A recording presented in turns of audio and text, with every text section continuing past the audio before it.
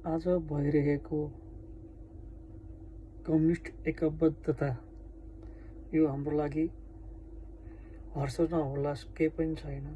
किनकि यो पहिले त अहिले होइन, पहिला पनि मिलेको थिए, टुक्रिया थिए र आफ्नो बाटो लागेका थिए, किनकि त्यहाँ आफ्नो सहमति नहुनुको कारणले। तर आज रासोपाले जुन कदम चालिएको छ, भ्रष्टाचार विरुद्धको जुन कदम चालिएको छ र त्यो चाहिँ भोलिका दिन चाहिँ सबै आफूलाई आइपर्छ कि भनेर त्यसको लागि चाहिँ कम्युनिस्ट एकबद्धता उनीहरूले सुरु गरेका छन्। यसमा कुनै अनौठो मान्नु पर्दैन। यो चाहिँ नेपाली जनताको लागि हितमा हुँदैन, यो सिर्फ आफू बच्नको लागि मात्र गरिएको हो। त्यसैले हामी सबैजना जनताले सचेत हुनुपर्छ र हामीले यो गर्नुपर्छ कि भोलिका दिन उनीहरूले एकता भएर कुनै कदम चाल्दाखेरि, सडकमा आउन अपिल गर्दाखेरि, त्यो अपिलको प्रतिकार गर्दाखेरि त्यो आन्दोलनको लट्ठी हामीमाथि नबज्नु र त्यो घाइते हामी आफै नहौँ। मात्र किन उनीहरूको स्वार्थको लागि हामीले आफ्नो ज्यानको दुःख नपाऊँ, किनकि हामीले प्राप्त गर्ने केही पनि छैन। भोलिको दिन मरे हामी मर्छौँ, खुट्टा भाँचे हाम्रो भाइन्छ, घाइते हामी भए हामी हुन्छ, अशक्त हामी हुन्छौँ। तर उनीहरू त्यही कुर्सीमा बस्छन्, उनीहरू आदेश दिन्छन्, उनीहरू समिति बनाउँछन्। भोलिका दिन पाउनेवाला केही पनि छैनन्।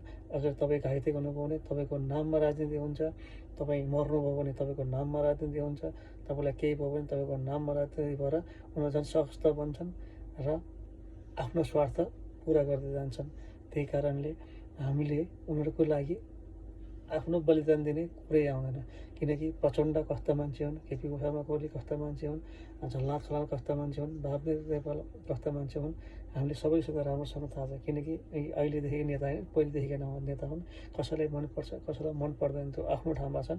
तर कम्युनिस्ट एकता कस्तो एकता हो भन्ने कुरो हामीले योभन्दा अगाडि देखिसकेका छौँ र अब पनि के हुन्छ भन्ने कुरा पनि हामीले स्पष्ट रूपमा देखिसकेका छौँ। हुनेवाला केही पनि छैन।